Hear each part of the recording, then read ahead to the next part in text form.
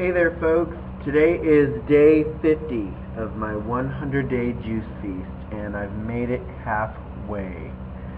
I'm so excited today. I can't believe it, it's already been 50 days. Prior to this juice feast, the longest one that I'd ever done was 30 days. Pardon me there. And so I'm so excited to have been able to go for 50 days. And I'm looking forward to the next 50, whatever happens, whether I juice the whole way through, whether I decide to, eat some food or, whatever I do. It's going to be amazing. But the plan still is to keep juicing, and I'm excited about it, and I just made a very delicious juice tonight. Probably looks kind of gross, but it was pretty good. My special juice this evening was cucumber, a lot of celery, a whole head of celery. It was like 4 cucumbers, a whole head of celery, 3 large medium-sized collard leaves. I put in 3 large pieces of rainbow chard, or chard, however you say it. I put in a few small broccoli leaves. I put in some purple cauliflower. I put a large chunk of turnip, several carrots. I put in 2 whole lemons that have been peeled, and also I put in a whole sweet lime, a California that grows in California here, and it has a very peppery taste, which I threw in on purpose. It's actually a little more peppery than I'd like, but it's not too bad. I added a little more carrot juice to lighten it a little, lighten the flavor a little bit. So it's good. This juice also had, let me think, a whole huge bunch of cilantro. I love cilantro. A little tiny sprig of parsley that I had left in a bag, and I think that's pretty much it. I might be forgetting something, but pretty sure that actually is the whole juice. I put in 2 or 3 zucchini as well. Everything tonight was organic in the juice. It's definitely a very satiating, fulfilling juice. Also, this morning when I woke up, I felt like I needed just a little something extra, so I had probably like 6 or so tablespoons of spirulina. Well, actually, it was a mixture. It was probably 5 tablespoons of spirulina worth, a couple of chlorella, and one of Klamath blue-green algae. And it was definitely a little heavy. I definitely shouldn't have done as much as I did, but I was on my way to an early morning massage meeting that I had to, travel from Oakland into San Francisco for, and I've been staying up really late lately and not getting up early, so even though I had actually gone to bed a little earlier the night before, I didn't get up early enough to really make my juice before I left, my vegetable juice anyway. So I had that mixture of the several tablespoons of various blue-green algae in some water, along with Orma Super Greens powder to make it a little sweeter. Although with that many tablespoons of the other blue-green algae, Orma Super Greens definitely didn't overpower or super sweeten the flavor like it usually does. But it was a little rough on my stomach, but it was good. I felt like it was good for my body. And then I had some orange juice that I made as well. I did have time to make that quick in the citrus juicer because that's super fast. And I mixed that with some coconut kefir, which I got. I didn't make it. I got it at Whole Foods. So I mixed those 2 together. So I had that for most of the day, and I had just a tiny bit of grapefruit juice, a little itty-bitty bit, like 1 grapefruit worth. And then now this amazing green juice, and feeling great.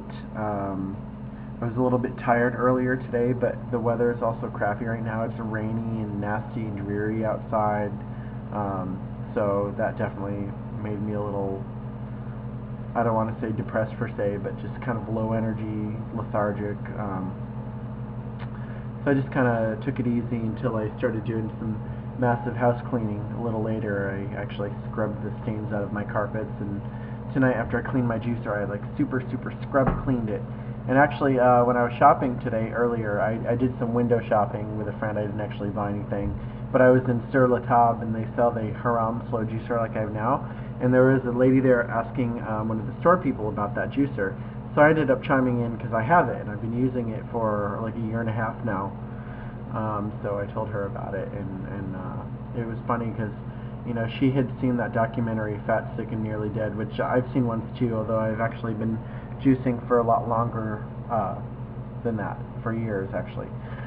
And she wanted to do a juice feast, and so she was looking at that, comparing that with like Breville and other juicers, and I did mention, you know, the other juicers are alright, you know, they're definitely quicker, but to get the higher quality, more enzymatically rich and longer lasting, better preserved juice, you want to go with the Haram over the other juicers they offered, because it was the Haram or it was the centrifugal or masticating juicer that they had available. They didn't have a Green Star there, which, you know, is the next step up past the Haram. So it was interesting, but he was telling her, oh, if the juice tastes bad the next day, add honey or sugar or something, and I was like, no, don't do that. You're juice feasting, you don't want to add concentrate. I mean, it's bad enough if you're juicing a lot of fruit juice, you know, like I have occasionally done here, but you definitely don't add like honey or whatever, anything like that. So we'll see where that goes. I told her where to find me on here, but I didn't have any cards with me that link to my YouTube page or my email, so hopefully she's watching this right now and will leave a comment. If you were in San Francisco the other day at Sur La Table at the mall on Powell Street, well, here I am. So some things that I've been thinking about during this juice feast, one of them is I'm trying to get stable work. Now, I just got hired somewhere yesterday, and I'm a little stressed about it. I mean, I'm excited, but at the same time, I'm a little stressed because it makes my life a little bit more chaotic. Because it's an on-call massage position with a hotel chain in San Francisco, and I'm grateful for the job, and it does pay well when you get clients, but I know they've told me that business has been slow right now. And also in the massage industry, being a guy doesn't help. They prefer to hire women because the industry, you know, people believe that there's still the stereotype that, you know, people all want female massage therapists, which there are some people that do for various reasons, but the industry really is changing, and in a metropolitan, very diverse city like San Francisco, the demand for male massage therapists is definitely much higher. So it should be reasonably good, but I'm hoping if they have more openings with their employee positions, which is paid whether or not you do a massage, I'm hoping to get one of those because it would be a little bit more stable. So I'm a little worried about that, and I'm also worried that being on call, living in Oakland, California, and whatnot, that I'm going to have to commute, and the time isn't too big of an issue, because even if I lived in San Francisco, if I didn't live in that neighborhood, it would probably still take me roughly around the same amount of time from many areas of the city to get to the various hotels I'm called to. But because of the travel, it's going to be expensive for me, even though they pay a little more when you travel, as opposed to if I was an employee in the hotel, they pay less in one of the main spots they have. So that's a little stressful, and also thinking that, you know, I could be called anytime. I mean, I could tell them times when I'm not available, but right now I want to make myself available for all clients. So I could be in the middle of making juice and say, hey, you've got a client, you've got an hour to get there, and I haven't even drank my juice yet, which means I need to drink my juice, and then I'm going to have to pee 50 times before I do the massage. So I'm a little stressed about that, because I mean, even if I was eating, I could be making something to eat and, you know, not have time to finish it and then go. Granted, I could tell them, well, schedule them a little later, I suppose, but sometimes people have set schedules where they need you during certain amounts of time, and also because I'm traveling as opposed to being set in a spa where I'm on call, I don't really have a spa to hang around and wait for clients at, where I could just make myself available. And and then like the time between clients, like suppose someone wants to book 2 back to back and they're in different hotels and I'm doing massage in the hotel rooms as opposed to in a spa, I've got to set up and take down in each room and haul the table and get new sheets, and so it definitely leaves less opportunity for more clients unless they're super spread out throughout the day. So I'm hoping that some other opportunities come up, or maybe I'll be lucky and I'll get a lot of requests in neighborhoods that are close by, and I'll get a lot of 80-minute massage sessions, from people who tip well, because the other night I did an 80-minute massage and they tipped $30, which is great. A lot of massage places only pay you like $30 for per hour massage, so that's a great tip in addition to what they do pay, which is more than that, definitely more than that, especially for an 80-minute. So we'll see how it goes, because from the one massage there with that tip, I think I made like $95 from that. So if I had 3 of those in a day, that would be totally awesome. That would be like almost $300 a day. So it could be really great, but it is sporadic and spread out and involves a lot of travel. So hopefully in the long run I'll get settled somewhere more. But the other part about it too is that the clients that I do have here at home,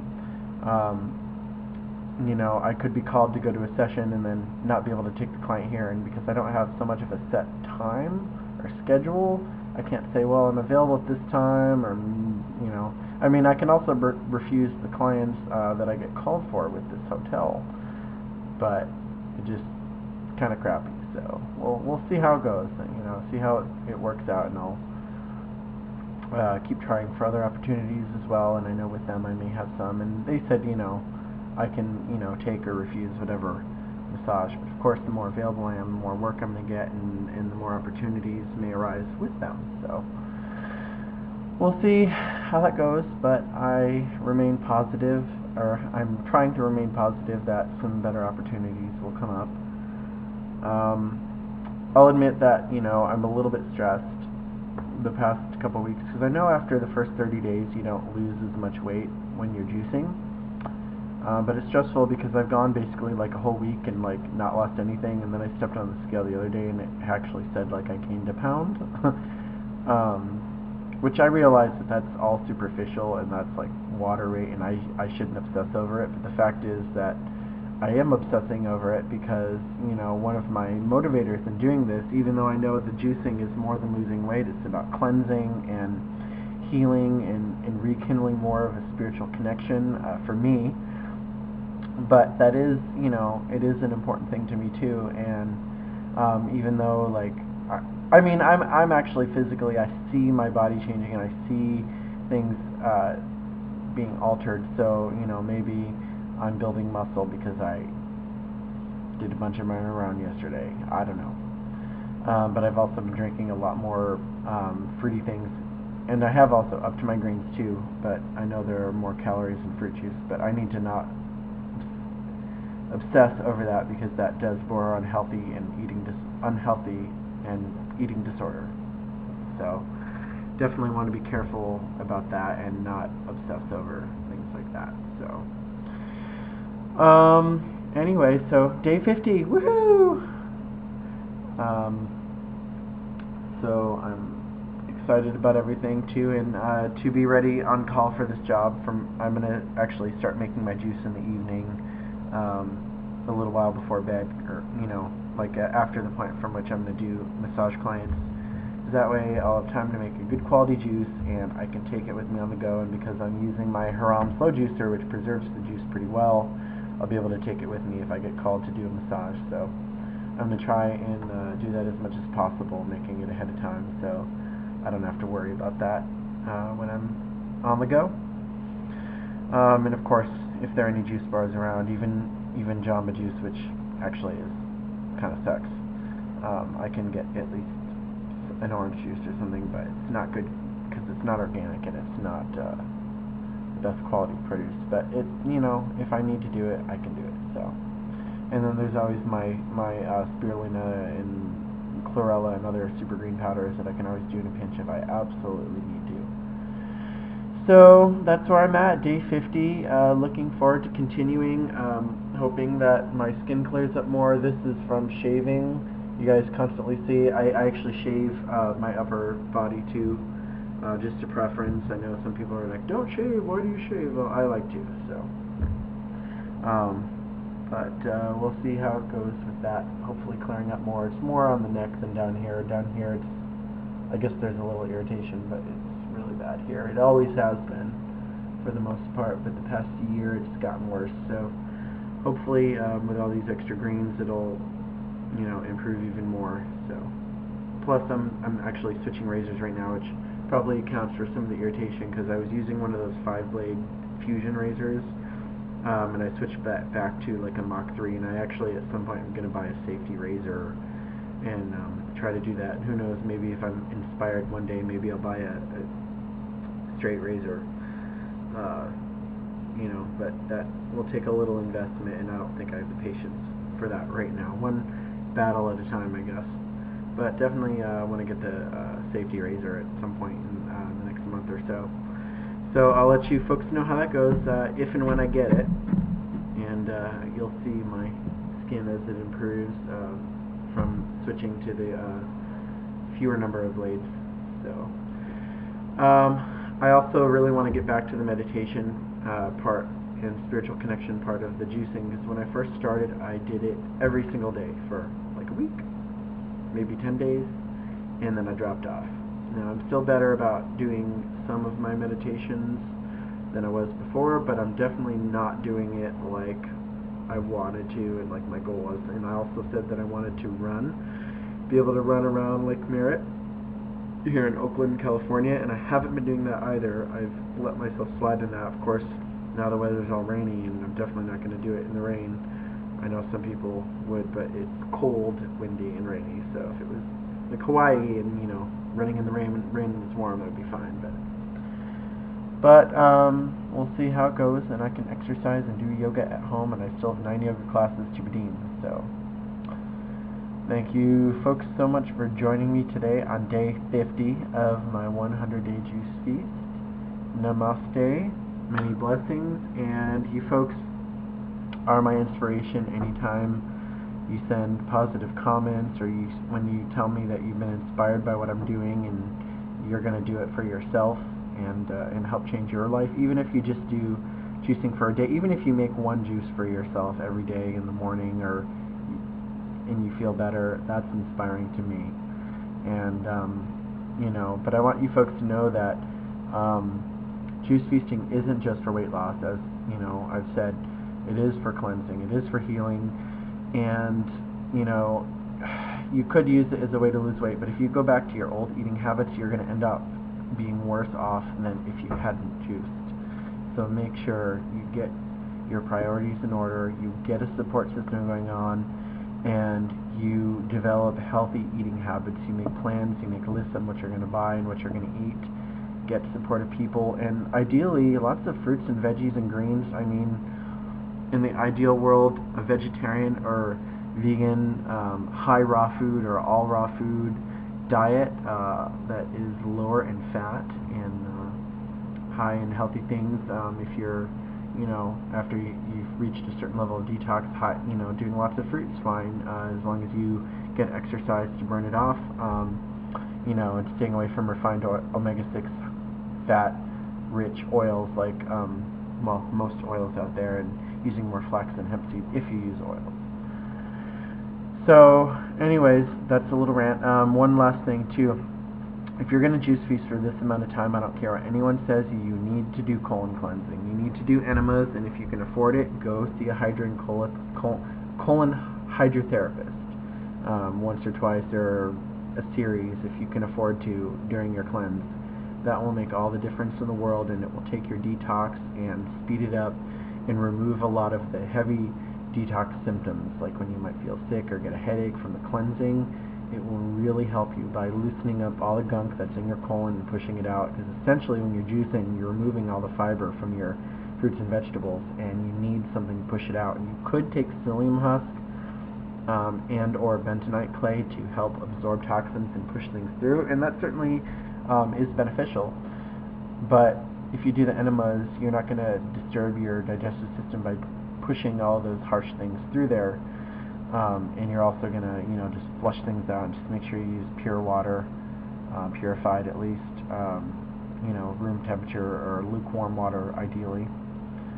It's really going to help you. The other day, actually, because I sometimes I get lax so that I'll do it and then I won't do it for a few days, and then I realize I can feel my colon getting impacted. And the other day that happened, and I kept sitting down on the toilet feeling like I needed to go, but I couldn't. So I got out, jumped in the shower, hooked up my nozzle that I use for the cleansing, and got out to the toilet and released a lot. I mean, I don't mean a little, I mean a lot. So there definitely was a lot there, and I needed to flush it out. It's absolutely mandatory that you need to do this. If you're not doing this, I don't care what any of these other raw fooders, juice feasters, or so-called experts say, you have to do it. I'm not a doctor, not a physician, but I do have experience with this, and I've been to healing centers like Hippocrates Health Institute, where they teach you about the importance of this, and it is absolutely vital if you're going beyond a couple days. So don't get squeamish, just teach yourself to do it. Once you learn how to do it, it's pretty easy. It's mostly reasonably comfortable most of the time, unless you're going for an intense colonic, but even that, depends on your level of cleansing. Once you've been juicing for a while and cleansed yourself, it's not going to feel that uncomfortable, and even so, it's passing, and the long-term results from your cleansing are going to be felt for a long time and are going to change your life. So, do it. I guess that's all I have to ramble on about today on day 50 here. Thank you for joining me. Namaste, and I look forward to seeing you folks again in the upcoming days. Peace be with you.